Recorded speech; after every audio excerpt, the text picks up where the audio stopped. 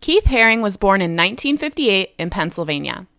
Later in life, he moved to New York City, where he was very inspired by the graffiti that he saw. He would often draw on the subway using chalk. The principle of design that we'll be focusing on with Keith Haring is movement. Most of his best-known artwork shows brightly colored cartoon characters moving. Even though it is a still picture, you can imagine the movement the characters are making because of the added motion lines. For this project, we're going to create our own Keith Haring characters.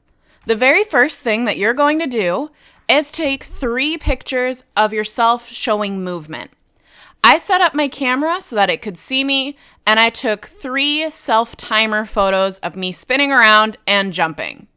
Now, it may take you some time to find pictures that you really like of movements that you like, and don't worry about what your face looks like, because Keith Haring didn't have faces in his pictures. We're mostly focusing on the movement that your body's making. Once you have pictures that you like, we can go ahead and start drawing them. We're going to start by making a stick figure. Start with a circle for the head, a straight line down for the neck, a line across for your shoulders, and lines for however your arms are positioned. Notice where your elbow is bending and where your hands start.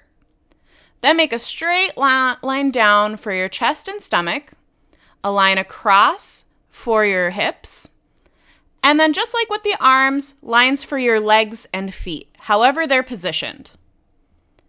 You're going to draw all 3 stick figures of your movements. Make sure you're making these really big. They should take up most of your paper. If you find that you have a lot of extra room, go ahead and add another stick figure or 2 in whatever dancing movement position you'd like. You might want to make sure that your figures are really close to each other. I decided to have all of mine standing straight up, but if you wanted a figure to be upside down or sideways or any of those other different positions, you could do that too. Now that we have all of our stick figures drawn, we're going to turn them into bubbly characters. You're just going to draw around all of your figures, making sure that it's really thick and bubbly. We don't want these to be super thin stick figures anymore. Take a look at Keith Haring's figures. This is kind of what we're going for. So make sure you're really bubbling out when you do this part. Think about which characters are in the front and which are in the back. You may have to erase some of your figure's position, and that's okay, as long as we can still tell what position they are doing and what movement they're making.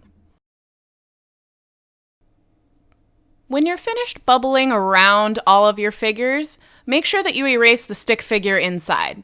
Then we can see that bubbly character. Now we can start adding our lines that are showing movement. I went straight for Sharpie, but if you want to practice with a pencil first so you can erase if you make a mistake, you can do that. So I made lines that seemed to go around this character because when I was doing this movement, I was spinning.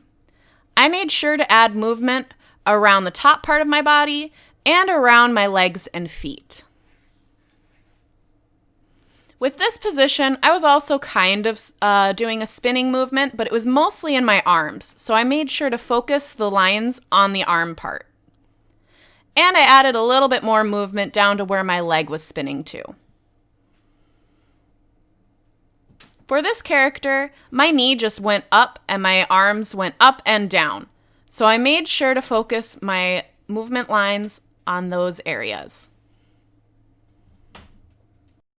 Once you're happy with your figures and your movement lines, you can go ahead and go over all of your pencil lines with a Sharpie. When you're finished outlining, make sure you take an eraser and go over everything, just in case there's some pencil lines poking out. Now we're going to color in each of our characters a different color using marker. Now think about the colors that you're choosing for your characters. Think about how they go nicely together. For mine, I decided to use secondary colors for my characters: green, orange, and purple.